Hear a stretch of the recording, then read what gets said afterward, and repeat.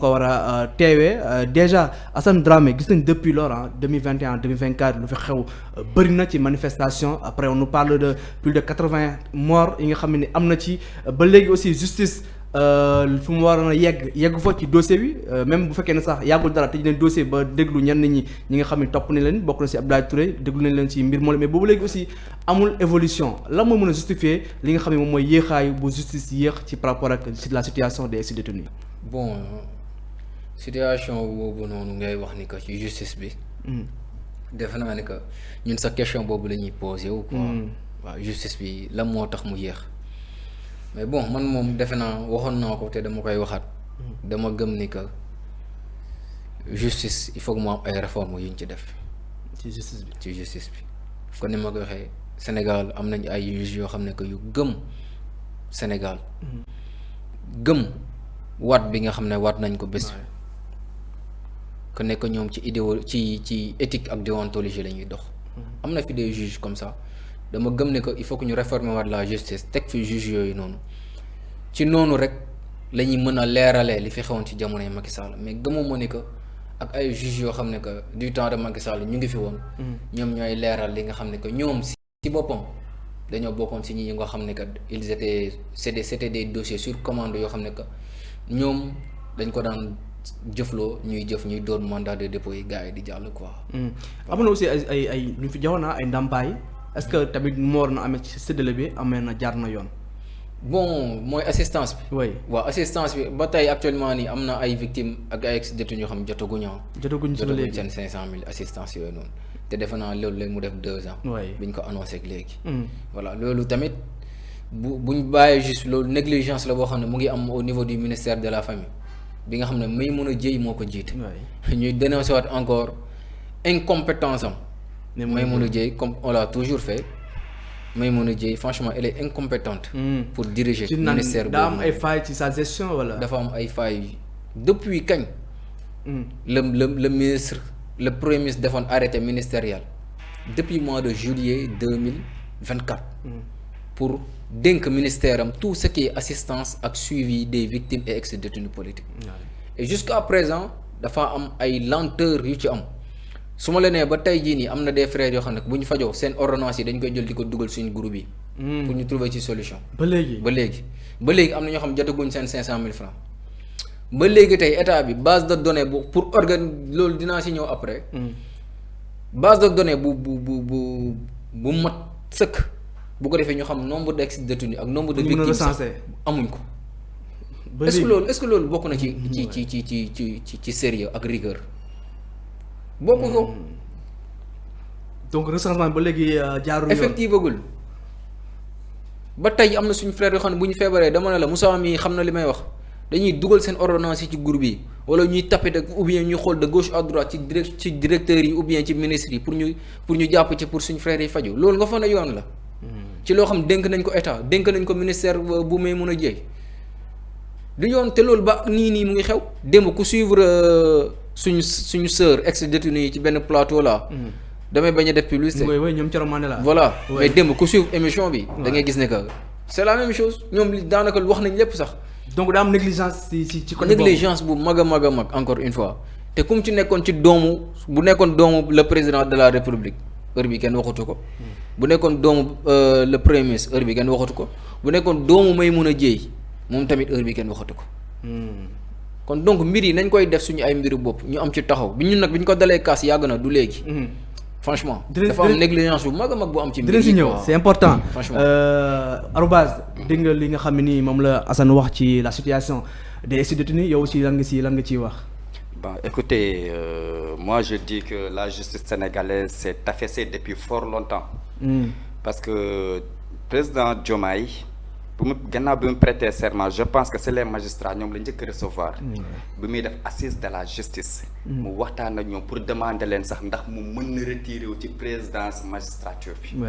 ñoom magistrats yi ci boppam ñoo ko ne non président bëgguñu nga génn ci suñu biir. dañu bëgg nga des suñu biir accompagner ñu. donc pour vous dire que la justice sénégalaise s'est affaissée je m'explique gars yi qu'est-ce qu'ils craignent. lu ñuy ragal lan la ñu ragal ci dossier bi. Parce que quand il s'agissait de protéger le projet et le président Ousmane Sonko. C'est ces braves gens-là qui ont offert leur vie pour ñu protéger projet bi ba yegg si fii nii tey bi ñu demee ba jël nguur gi lu ñu waroon njëkk a def mooy éclairer la lanterne des Sénégalais parce que justice tant que amul je pense que xol yi mënuñoo féex te nag am na loo xamante ne nii c'est des blessures yoo xamante ne nii nekkul ci yaramu nit lay feeñ mais ay góomu xol la blessures yooyu di feeñ mukk ci yaramu nit mais ça reste cicatrisé et gravé à travers le cœur humain parce que ay métitu xol la. Comment on peut expliquer un jeune homme qui brandit son drapeau loo xamante ne nii constitution moo la ko permettre droit constitutionnel la tu brandis ton drapeau on voit un vieux tocard à côté fi xool boobi ba mu jekk. waaw des images quand même ñu sensible. Il l'a lâchement assassiné. Moi, je dis que ce jeune homme-là a été lâchement abattu par un policier et nous sommes tous témoins des faits. Écoutez, on ne peut pas travestir l'histoire. Moi, j'entends parfois des gens dire qu'il y a des drones qui survolent la tête des gens comme ça. Écoutez, moi, je ne vais pas citer ce nom de ce gars-là, sinon même il y a d'autres journalistes que je me tairai leur nom. Dans ce sens-là, am na ñi koy wax la même chose. waaw non ñu wax loolu moom bëri na même Pape Ndiaye Walf Fadjri dégg naa tamit wax loolu. Tout à fait. oui ñu bëgg théoriser histoire maanaam dañu bëgg transverser l'histoire alors que les faits sont déjà faits. Vous voyez, donc on ne peut plus revenir en arrière pour refaire l'histoire. Les faits sont déjà faits. Écoutez, quand on veut étouffer une affaire, on crée une affaire dans l'affaire pour étouffer cette affaire-là. Un problème ne se déplace pas, mais un problème, ça se résout. Nous avons demandé au président Ousmane Sonko et aux déteneurs du pouvoir, n'ayez crainte, bu leen ragal dara fu ngeen gëstu di ngeen ñu gis ñu ngi seen gannaaw. Ragal la nga tuddee ragal la nga jàpp ne xëy na ñoom loolu la ñuy ragal ba nga naan leen bu leen ragal dara. Dossier justice bii nii xam nga non seulement on parle des victimes d'ailleurs il faut que ma indi d'abord sama njëlbeen wax parce que loolu laa bëggoon wax ce journée là maa ngi gis ci flyers yi ñu ne dañ ko dédié aux martyrs. Mais c'est pour les victimes de manière générale. Les ex-détenus, les blessés et les martyrs donc victimes rek ngay mën a wax. Donc nañu wax victime loolu il faut que ñu corriger ko d'abord parce que maa ngi gis ci flyers yi yëpp mais président Ousmane Sonko ñëpp lay recevoir andoo la famille des détenus politiques. La famille des blessés et la famille des martyrs donc loolu journée victime yi la. Donc il fallait ñëpp ci biir. ñëpp ñu ngi ci biir. C'est simplement pour les martyrs. Non c'est pas tout simplement pour les martyrs mais c'est pour toutes les victimes. Les concernant en tout cas.